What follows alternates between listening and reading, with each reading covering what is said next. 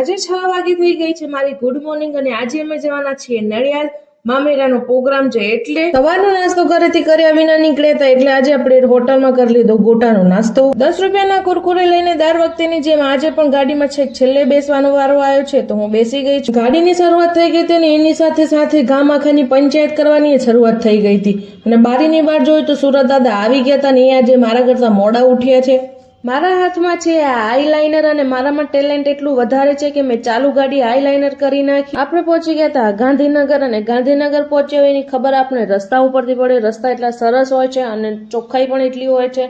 રસ્તામાં આપણને ટ્રાફિક ના નડે એ વિચારીને અમે વહેલા નીકળ્યા હતા તો પણ અમને આ ટ્રાફિક નડ્યો છે. એ જ ગામમાં થઈ ગઈ છે અમારી એન્ટ્રી અને હવે અમે જશું અમારા ફઈના ઘરે. ત્યાં આગળ છે હલ્દી અને માંડવાનો પ્રોગ્રામ તો આપણે પહોંચી જશું ઘરે. જ્યાં આગળ પ્રોગ્રામ હતો ત્યાં આગળ આપણે પહોંચી આવ્યા હતા અને પહેલા કરીશું ગાડીને પાર્ક. હવે અહીંયા જઈને પહેલા મળીશું મારા ફઈને ને કોનું જમવાનું છે અહીંયા નડિયાદ સમાજવાડીમાં તો આપણે ગાડીને પહેલા કરશું પાર્ક અને હવે જશું જમવા. પહેલા જમવાની શરૂઆત થઈ ગઈ હતી તો આપણે પણ જમવાનું લઈ લીધું. અમે લોકોએ જમી લીધું હતું ને હવે અમે જશું પાછા ફઈના ઘરે. 2 વાગી ગયા હતા ને હવે અમે પાછા ગાડીમાં ગોઠવાઈને જઈ રહ્યા છીએ સમાજવાડી નડિયાદની. આ હતી નડિયાદની સમાજવાડી જ્યાં હતો પ્રોગ્રામ. ગમે એવા લગ્ન પ્રસંગમાં વહેલા આવતા હોય તો એક આ ફુગ્ગાવાળા ત્યાં હતા ઢોલવાળા ને ઢોલ વગાડીને થઈ પેલા મામાવાળાની એન્ટ્રી. મામેરાની શરૂઆત થઈ ગઈ હતી ને આપણા હાથમાં આવી ગઈ હતી આઈસ્ક્રીમ. મામેરામાંથી ફ્રી થઈને 2 ફુવા કરી રહ્યા હતા ડેટા ટ્રાન્સફર અને બીજી બાજુ ફુવાની બેનો બનાવી રહી હતી રીલ્સ. રાતના સ્ટાર્ટરમાં આપણે પેલા ખાધું દિલ્હી ચાટ પછી ખાધી આ પાણીની અને પછી આપણે જમવાનું લઈ લીધું હતું પનીરનું સબ્જી હતું એટલે આપણે ખાઈ જ લીધું. હવે અમે ઘરે જવા નીકળી ગયા હતા એટલે પહેલા ભરાયું પેટ્રોલ ગાડીમાં.